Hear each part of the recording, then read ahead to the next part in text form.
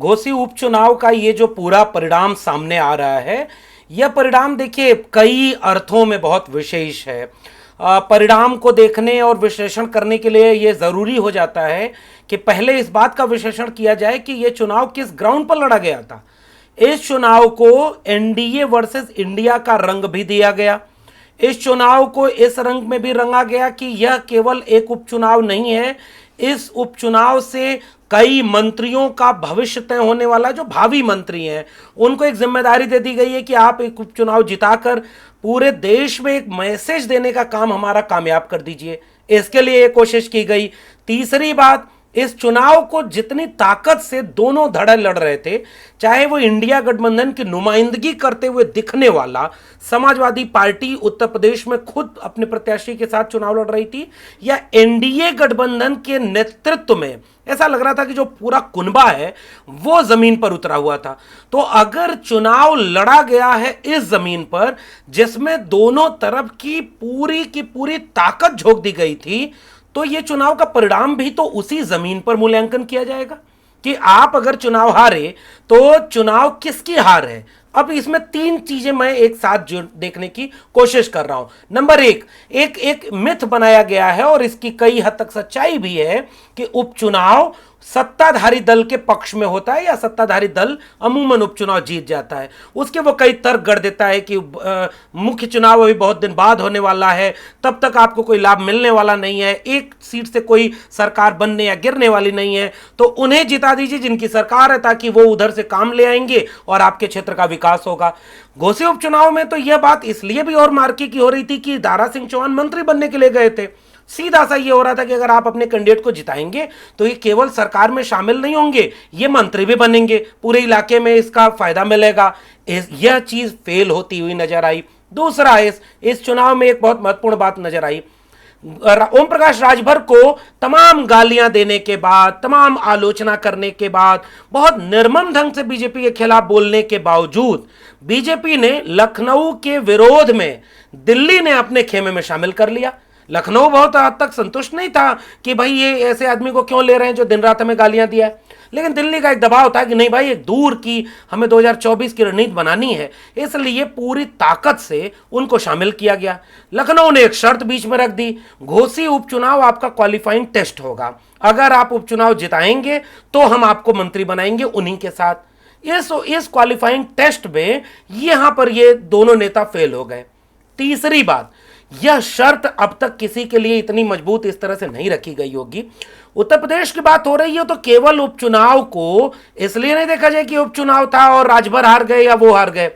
यह उपचुनाव सीधे सीधे 80 सीटों वाले लोकसभा चुनाव से असर डालने की स्थिति में जुड़ रहा है, क्योंकि इसमें एक तरफ पीडीए का नारा देने वाले अखिलेश यादव ने इस बिसात पर यह चुनाव लड़ा था कि ओम प्रकाश राजभर पूर्वांचल में बड़ी ताकत रखने वाले राजभर वोटों के एक नेता हैं, वो उनके खेमे में खड़े हैं। दारा सिंह चौहान जो उन्हीं की तरफ से आए थे हमारे यहाँ, लेकिन उनको टिकट काट के दिया गया, वो भी पिछड़े समुदाय के हैं। तो इस पिछड़े समुदाय के लोग अगर एक मुश्त उधर हैं और इधर से समाजवादी पार्टी ने एक राजपूत कैंडिडेट दे दिया, इससे एक समीकरण बदल गया था। लेकिन चुनाव जिस ग्राउंड पर हुआ उसमें तो साफ तौर पर लिख रहा है कि ओबीसी समुदाय के लोग ऐसे दल बदलू लोगों को अब अपना नेता मानने को भी पूरी तरह से तैयार नहीं है और वोट बंट गए। दूसरी बात यह कि बिल्कुल ठीक बात है कि इन नेताओं को यह लगता था कि हम उधर गए तो हमारा समाज उधर चला जाएगा, हम उधर से इधर आए तो इधर हमारा समाज आ जाएगा। लेकिन आप इस पूरी यात्रा में देखिए, ओम प्रकाश राजभर हो या दारा सिंह चौहान हो, ये तमाम नेता मानवर कांशीराम की नर्सरी की पैदाइश हैं और इन लोगों ने बहुत लंबे समय तक अपने समाज के बीच से बहुत मेहनत और संघर्ष करके एक नेतृत्व पैदा किया। ओम प्रकाश राजभर बहुत मेहनत करके, बहुत संघर्ष करके नेता बने, दारा सिंह चौहान बहुत संघर्ष करके नेता बने, उनके समाज में इसीलिए उनको एक बड़े ताकत के रूप में देखा जाता है और बड़े नेता रहे।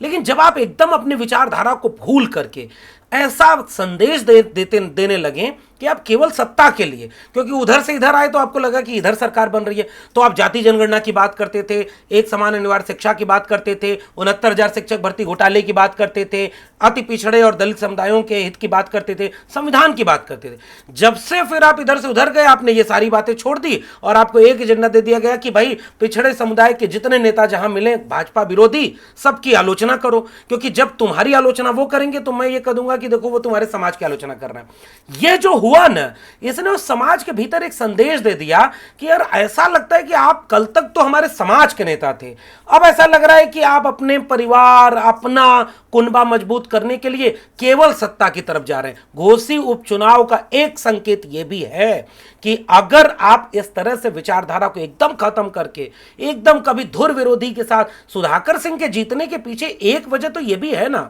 कि सुधाकर सिंह 12 से 17 में विधायक रहे और 17 के बाद लगातार उनका टिकट कटता रहा। 17 में वो बीजेपी जीत गई, उधर से फागू चौहान जीते, 19 के उपचुनाव में फिर से वो विजय राजभर जीते, 22 में इनका टिकट फिर से काटा गया कि भाई इनको बहुत बहुत कम मार्जिन से हारे थे, लेकिन जब 22 में टिकट इनका काटा गया दारा सिंह चौहान के नाम पर, तो उनको वो नहीं था कि पार्टी छोड़ करके कहीं चले गए। इसका भी एक फायदा सुधाकर सिंह को मिलता हुआ दिखा है। और आखिरी टिप्पणी मेरी इस बात की है कि यह उपचुनाव इसलिए भी जीता गया क्योंकि आजमगढ़ के उपचुनाव में 2-3 समीकरण नए हुए थे। बसपा उपचुनाव लड़ गई थी, शाह आलम गुड्डू जमाली ज्यादा वोट पा गए थे, ट्रायंगल हुई और अखिलेश यादव खुद वहां उतरे नहीं।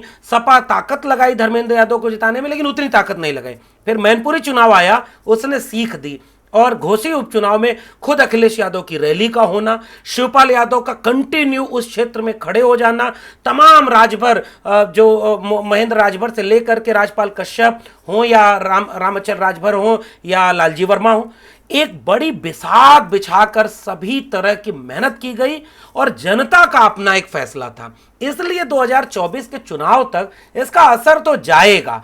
आखिरी बात यह है कि अगर ये चुनाव जीत जाते, घोसी उपचुनाव बीजेपी जीत जाती, तो इसका 2-3 अर्थ देती। देखिए भाई पिछड़ा हमारे साथ आ गया, देखिए भाई हम 24 की तैयारी में उत्तर प्रदेश तो अब एक तरफा जीतेंगे, हम 80 के 80 जीतेंगे, ये मोदी और योगी की जीत है। लेकिन आप देखिए एक तीर से कैसे 2 निशाने साध लिए गए। आप चुनाव हार गए, 2 मंत्री जो भावी मंत्री बनने थे उनको मंत्री पद पता नहीं मिलेगा कि नहीं, अब हार गए तो कैसे मिलेगा। दूसरा, हार का ठीकरा इन्हीं ओबीसी जातियों के नेताओं के ऊपर फोड़ा जाएगा और जो कि शुरू हो चुका है, मोदी और योगी को किनारे लगा दिया जाएगा। ये पूरा घोसी उपचुनाव का पूरा समीकरण ऐसा बना। पूरे घोसी उपचुनाव के वोट के समीकरण को अगर आप देख लेंगे तो 86,000 मुस्लिम वोटर हैं जिनको साधने के लिए बीजेपी ने 2 काम किए। पसमानदा के जो मिनिस्टर बनाए हुए थे उनको और तमाम लोगों को वहां तक पहुंचाया, उनके गलियों मोहल्लों तक पहुंचाया और यह कहा कि पसमानदा का अब हम हितैषी हैं और हम आपके हित में काम करेंगे और पसमानदा का वोट लेने की कोशिश की। पसमानदा मतलब SC ST तबके में आने वाले मुसलमान, यानी लोअर बेल्ट के जो मुसलमान हैं। दूसरी कोशिश उन्होंने चुनाव के ठीक पहले की कि उनको डरा करके, वोटर कार्ड छीन करके जो विजुअल्स आ रहे थे उसे लगा कि उनको वोट कम डालने दिया जाए। तो एक तो वो रणनीति काम नहीं की, उनका वोट इधर आया है। दूसरा सबसे बड़ा वोट बैंक घोसी का अभी भी 71,000 वोटर दलित तबके के हैं। दलित तबके में एक चीज साफ थी, बहुजन समाज पार्टी आज चाहे जिस भी स्थिति में हो, बहुजन समाज पार्टी में जब तक उनकी अगुआ मायावती जी हैं उनको लेकर के एक सम्मान, आकर्षण और समर्पण बहुजन समाज के एक बड़े तबके में रहा है। जब वो उनका वोटर ये देखता है कि अगर बीएसपी का कैंडिडेट नहीं है तो वो अपना वोट किसे दे, इस बात को लेकर के एक नया समीकरण बनता है। कुछ वोटर ऐसे होते हैं जिनको ये लगता है कि बीएसपी अगर चुनाव उपचुनाव नहीं लड़ रही है तो हम वोट ही नहीं देंगे। लेकिन इस बार ऐसा होता हुआ दिख नहीं रहा है। इस बार ऐसा लग रहा है कि बसपा साइलेंट हो गई, चुप हो गई और एक विश्वनाथ पाल जो उनके प्रदेश के अध्यक्ष हैं, उनके नाम पर एक बयान तो चल रहा था कि भाई आप नोटा दबाइए, मुझे लगता है कि वो ओरिजिनल नहीं था, फेक था। बसपा के वोटर कहें तो ये ठीक नहीं है, लेकिन 71,000 अगर दलित वोटर वोट देने जब गया है तो दलितों का एक बड़ा हिस्सा आज की तारीख में जब आप कहेंगे कि हम संविधान बदल रहे हैं, भाई कुछ न कुछ करते हुए पूरे देश में आज भी एकमात्र पार्टी बहुजन समाज पार्टी है जिसकी पॉलिटिकल रैलियों में भारत का संविधान बिकता है और उसको मानने वाले लोग सीने से लगाकर उस संविधान को घर लेके जाते हैं। बाकी कोई चेतना पहुंची हो ना पहुंची हो, भारत के संविधान की चेतना तो पहुंची है। अब उसमें बड़ा तबका ऐसा पैदा हुआ है जो ये समझता है कि संविधान ही अगर बदल जाएगा तो क्या होगा। इसलिए एंटी बीजेपी के नाम पर एक बड़ा तबका, मुझे भी ये मानना सही लग रहा है कि दलितों का वोट बैंक एंटी बीजेपी के नाम पर इधर शिफ्ट हुआ है, जो आप कह सकते हैं इंडिया गठबंधन की तरफ। और बाकी इवन दलितों का ही नहीं, यादव वोट बैंक का एक बड़ा हिस्सा आया होगा सपा के होने की वजह से। राजभर और क्षत्रिय दो वोटर अगर माने तो लगभग 52,000 से 46,000 के बीच में इन दोनों की तादाद है घोसी उपचुनाव में। क्षत्रिय वोट बैंक, आप याद रखें कि उत्तर प्रदेश के मुख्यमंत्री जो खुद को क्षत्रिय बता चुके हैं और एक बड़ी मेजॉरिटी उनकी तरफ है, उसमें भी सेंध लगी है घोसी उपचुनाव में, और दूसरी तरफ राजभर वोट में भी सेंध लगी है। मैं अगर ये मान लूं कि 50-50 भी अगर हुआ होगा तो ये तो बहुत कुछ इशारा कर रहा है कि अगर कैंडिडेट बदल जाए, लड़ाई जमीन पर कायदे से हो जाए, तो चाहे वो दलित वोट हो, चाहे वो क्षत्रिय वोट हो, चाहे वो राजभर का वोट हो, चाहे और पिछड़ी और दलित जातियों का हो। देखिए एक चीज़ और है कि ये जो बयान आपको सुनने को मिल रहा है ना कि पाकिस्तान जैसा इलाका जहाँ है वहाँ की जब काउंटिंग होती है तो वो जीत रहे होते हैं और जब हमारे इलाके की काउंटिंग होती है तो हम जीत रहे होते हैं। मैं इसको दो संदर्भों में बस देखूंगा। पहला, ये बयान किसका है। वैसे तो पूरे देश में अब इस बात के लिए बिसात बिछ गई है कि इस तरह का कोई बयान दीजिए तो भारतीय जनता पार्टी और उसके चाहने वाले लोग आपको पसंद करते हैं। आप बहुत ख़राब बयान दे दिए, जैसे प्रधानमंत्री तक जिसके लिए कह दें कि मैं दिल से माफ़ नहीं कर पाऊंगा, उनको भी आज कुर्सी उनकी सदन में उनके पीछे, प्रधानमंत्री के पीछे लगती है, कोई दिक्कत नहीं है। गिरिराज सिंह जब बिहार चुनाव के, विधानसभा चुनाव में ये बयान दिए थे कि पाकिस्तान चले जाएं, पाकिस्तान जीतेगा, और तमाम लोग ये बयान देते रहे, उन सारे लोगों को पदोन्नति मिली है, उनको बड़े ओहदे मिले हैं। और जब कोई दलित पिछड़ा व्यक्ति, कोई नेता जब बीजेपी जैसी पार्टी में जाता है तो वो है ना एक कहावत कि नया मुल्ला प्याज ज़्यादा खाता है, क्योंकि उसे सबूत देना है कि मैं कट्टर मुसलमान हूँ, मैं ओरिजिनल मुसलमान हूँ। वैसे ही आप गौर करिए कि जब कोई व्यक्ति, जैसे निषाद पार्टी का पूरा, संजय निषाद का पूरा राजनीतिक जीवन किस बात का रहा है, अपने समाज के उन्नति, हक अधिकार के लिए, और वो मतलब कोई बीजेपी के साथ खड़े वाले नेता नहीं है, ये सारे लोग मानवर कांशीराम की पैदाइश वाले उस सियासी नर्सरी के नेता हैं। अब आपकी जमीन कहीं और बनी हुई है, आप मिजाज में कोई और तेवर रखते हैं, आप वो लोग हैं जिनको आपके समाज ने आंख बंद करके नेता माना, क्योंकि उस तबके का कोई नेतृत्व करने वाला नहीं था। अब आप जब बन गए तो आप मंत्री, आपका एक बेटा सांसद, एक विधायक, और ये सब चल रहा है, पैसा बहुत है, आप मजबूत भी हो गए, कुछ अपने समाज के लिए भी करते होंगे। लेकिन बीजेपी को बार बार ये साबित करना है इन लोगों को कि देखिए हम कट्टर हिंदुत्व वाली जो आपकी राजनीति है ना, उसके लिए भी सबसे कारगर व्यक्ति हैं। क्योंकि एक निषाद जब ये बयान बोलेगा कि पाकिस्तान वाला मोहल्ला, तो संजय निषाद को यह साबित करना है बीजेपी के सामने कि आपकी हिंदुत्व वाली जो कट्टर हिंदुत्व की राजनीतिक जमीन है, हम उसके लिए भी उपयुक्त व्यक्ति हैं। और निषाद समाज हो, अति पिछड़ा समाज हो, हमारे समाज को भी जब हिंदू मुस्लिम करना होगा तो मेरे जैसे लोग आपके काम आएंगे। तो इतना खराब बयान इसलिए ये दिया जाता है ताकि उधर से आका खुश हो जाए। दूसरी बात कि ये सारे बयानों का मकसद ये होता है कि अति पिछड़े समुदाय का व्यक्ति जब ये सब बात बोलता है ना, तो जो हिंदुत्व के भीतर से चुनौती मिल रही होती है।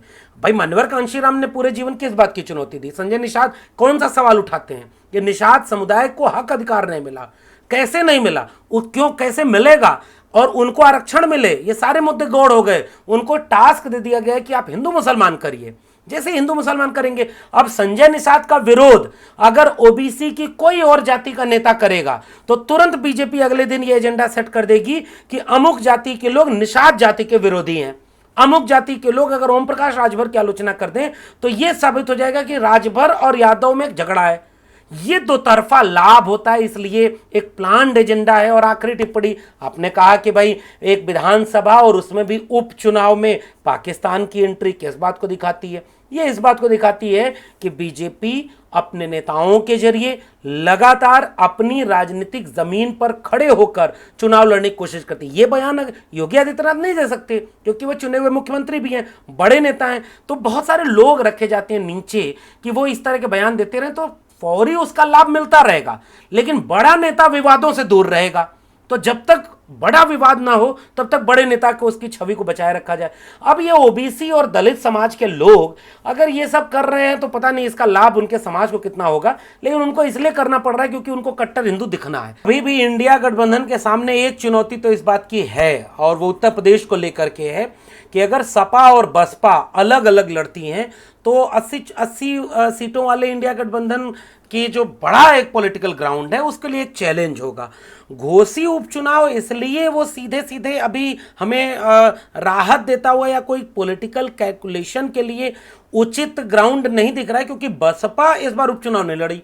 बसपा उपचुनाव नहीं लड़ी, मैंने पिछली टिप्पणी में भी ये बात कही थी कि जो बसपा का वोटर है वो उसका एक बड़ा हिस्सा बहन जी मानवर कांशीराम को लेकर के इतनी शिद्दत से वो उन्हें अपना मानता है कि जब तक बहन जी हैं तब तक तो वो उन्हें अपना मानेगा। लेकिन पिछले विधानसभा चुनाव में जो वोट शेयर बीएसपी का गिर गया, उसने एक संकेत दिया है कि जो नौजवान वोटर है बसपा का, उसके बीच में तो चंद्रशेखर भी लोकप्रिय हो रहे हैं। चंद्रशेखर के आजाद समाज पार्टी और उसके नेता नौजवानों के भीतर एक पैगाम दे रहे हैं कि भाई कुछ भी हो जाए, बहन जी अगर बाहर नहीं निकल रही हैं, लड़ती हुई नहीं नजर आ रही हैं, और उनका अलग से लड़ना अगर कहीं संविधान विरोधियों के पक्ष में चला गया तो एक तबका तो दलित वोटों का है जो शिफ्ट होगा एंटी बीजेपी। अब वो कितना होगा ये आने वाले समय में हम इसका आकलन कर सकते हैं कि वो 50% से ज़्यादा होगा या कम होगा। लेकिन बसपा जब चुनाव लड़ेगी और अगर वो अलग से चुनाव लड़ती है तो निश्चित रूप से कि जो इंडिया गठबंधन का वोट शेयर है उसमें 2-4-5% कमी आ सकती है। लेकिन मैं इस बात से सहमत नहीं हो पाता हूं कि भले ही वो सपा से नाराज हो दलित वोटर, भले ही वो आरएलडी से नाराज हो, भले ही कोई लोकल कैंडिडेट से नाराज हो, लेकिन उसका पूरा का पूरा हिस्सा बीजेपी की तरफ शिफ्ट हो जाएगा ये माना नहीं जा सकता आज की तारीख में।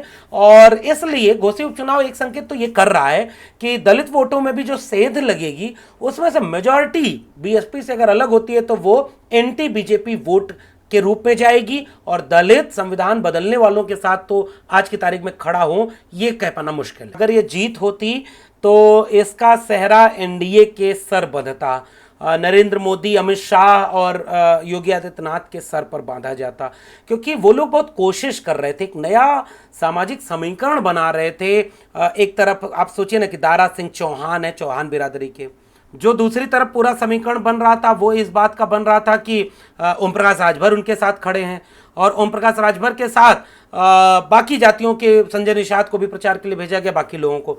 इसे एक बड़ा अलायंस साधा जा रहा था जिसका फायदा 80 लोकसभा चुनावों में लेना था। लेकिन अब अगर नुकसान हो गया तो यह मैसेज तो जनता को नहीं दे सकते ना आप कि भाई चौहान भी आपके साथ नहीं है, राजभर भी आपके साथ नहीं है, निषाद भी आपके साथ नहीं है। अगर 50-50% भी हो गया तो इससे बीजेपी का नुकसान होता। तो इसका ठीकरा किसके ऊपर फोड़ा जाएगा? दारा सिंह चौहान के ऊपर कि कैंडिडेट गड़बड़ था। और सपा की जीत को किसके ऊपर कहा जाएगा? कैंडिडेट अच्छा था, कैंडिडेट भी सपा को छोड़कर नहीं गया था, कैंडिडेट समाजवादी जमीन से पैदा हुआ एक जमीनी व्यक्ति था, लोगों के आसपास रहता था। तो इससे क्या होगा कि इसकी जीत का जो प्रभाव है उसको इतना सीमित कर दिया जाए कि हार का असर कम हो सके। बीजेपी इसकी कोशिश करेगी, और मुझे लगता है कि इस कोशिश में दारा सिंह चौहान बली के बकरे बनाए जाएंगे, ओम प्रकाश राजभर बनाए जाएंगे। मैं अभी भी कह रहा हूं ओम प्रकाश राजभर के ऊपर भी इसकी गाज गिरेगी कि आप इतनी बड़ी बड़ी बातें जो कहते हैं उन बातों का कोई सर पैर नहीं हो, क्योंकि जनता आपके साथ नहीं है। इसलिए घोसी का चुनाव उपचुनाव बहुत मायने में बहुत विस्तृत है, खुला है, वो बहुत नैरो नहीं हो पाएगा कि आप एक व्यक्ति को उसका हार का जिम्मा दे दें। घोसी उपचुनाव ने एक बात तो ये तय कर दी है कि मतलब सुधाकर सिंह भले ही एक राजपूत जाति के नेता हैं, लेकिन उत्तर प्रदेश की अगर पुरानी सियासी ज़मीन का अगर हम विश्लेषण करें तो हम ये गौर से समझ पाने की स्थिति में है कि राजपूत वोटर बड़ी तादाद में समाजवादी मूल्यों के साथ रहा और मोहन सिंह एक बड़े नेता हुआ करते थे। ब्राह्मण वोटर बीएसपी के साथ हुआ करता था जब तक बीजेपी सीधे सीधे फाइट में नहीं हुआ करती थी।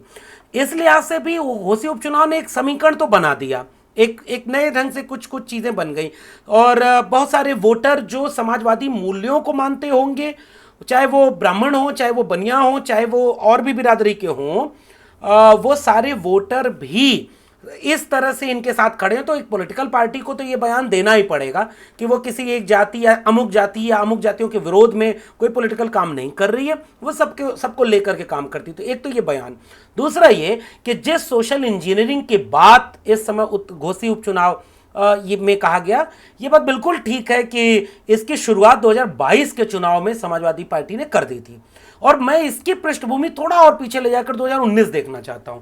2017 के अलायंस में सपा और कांग्रेस का गठबंधन बहुत कारगर नहीं हुआ, पारिवारिक विवाद भी रहा।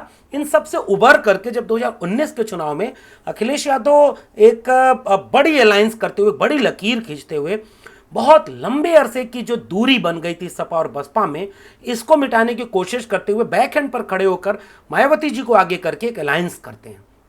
उसको मुताबिक, उनके कैलकुलेशन के मुताबिक जब कामयाबी नहीं हासिल होती है और उसके बाद वो गठबंधन तेजी से टूट जाता है, वो गठबंधन मायावती जी की तरफ से टूटता है। लेकिन अखिलेश यादव जी को ये बात समझ में आ गई थी कि भाई अब जो एक जनता के बीच में वह दूरी नहीं है जो बसपा के नेतृत्व के बीच में है, सपा के नेतृत्व के। इसका लाभ लेने के लिए उन्होंने एक अपनी पॉलिटिकल जमीन तैयार की अम्बेडकरवाद के साथ लोहियावाद को जोड़ करके, और उस चीज को वो 22 के चुनाव तक कैरी ऑन करना चाहते हैं। और इससे जो राजभर आए, जो रामचंद्र राजभर हो या ओम प्रकाश राजभर का आना हो, स्वामी प्रसाद मौर्य का आना हो या इन लोगों का दारा सिंह चौहान का, इन तमाम दलों को मिलाकर अखिलेश यादव ने वो सोशल इंजीनियरिंग की जो बसपा के न होने की भरपाई कर सके, नंबर एक, उसमें चंद्रशेखर मिसिंग हो रह गए। उस दूसरी तरफ कि उस सोशल इंजीनियरिंग में जो 22 में काम हुआ था वहां को चूक हो गई, उस चूक को मिटाने का काम खतौली और घोसी में हुआ है। खतौली में आप याद करिए, चंद्रशेखर आजाद को जयंत चौधरी और अखिलेश यादव साथ मंच पर बिठा करके उसका एक सिरा वहां जोड़ते हैं। घोसी उपचुनाव में चैलेंज था अखिलेश यादव के सामने कि अगर राजभर के साथ राजभर चले गए, अगर चौहान के साथ चौहान चले गए और आप ये सीट हार गए, तो फिर आपके खिलाफ एक प्रचार जाएगा कि अब आप केवल यादव और मुस्लिम की पार्टी हैं। इसलिए ये जो अखिलेश यादव और समाजवादी पार्टी की रणनीति है, पीडीए की रणनीति, अब वो उस पर और मुखर होंगे कि देखो राजभर के कहने पर अब उनका वोट नहीं बन रहा है, अब उनकी जनता कह रही है कि भाई आप तो अकेले चले जाते हो, आपका कोई विचारधारा नहीं है। अब हमारी विचारधारा क्या, पीडीए। अखिलेश यादव और समाजवादी पार्टी पहली बार अपनी सोशल कल्चरल ग्राउंड पर खड़ी हुई है, जो समाजवाद का ग्राउंड था और जिसमें वो कॉन्स्टिट्यूशन की बात करती है, अम्बेडकराइट और लोहियाइट लोगों के जोड़ने की बात करती है, अपने तमाम कार्यकारिणी में उन लोगों को जगह देती है। और इस चुनाव के जीतने के बाद निश्चित रूप से वो सोशल इंजीनियरिंग और मजबूत करने की कोशिश करेंगे ताकि वो 80 लोकसभा चुनाव में यह पैगाम दे सकें कि तमाम जाति जनगणना सबका सवाल है, पीडीए में सब आते हैं और उसके साथ संविधान बचाने वाले मांग में सब जुड़ेंगे। बाकी वो जो चाहे वो आवारा पशुओं का मामला हो, किसान का मामला हो, इससे भी वो जोड़ेंगे और इन सब को जोड़ करके उनकी कोशिश रहेगी कि वो 80 लोकसभा चुनाव में ज्यादा कारगर भूमिका निभाएं। घोसी चुनाव उसके लिए उनके पक्ष में तो जाता दिख रहा है। जी।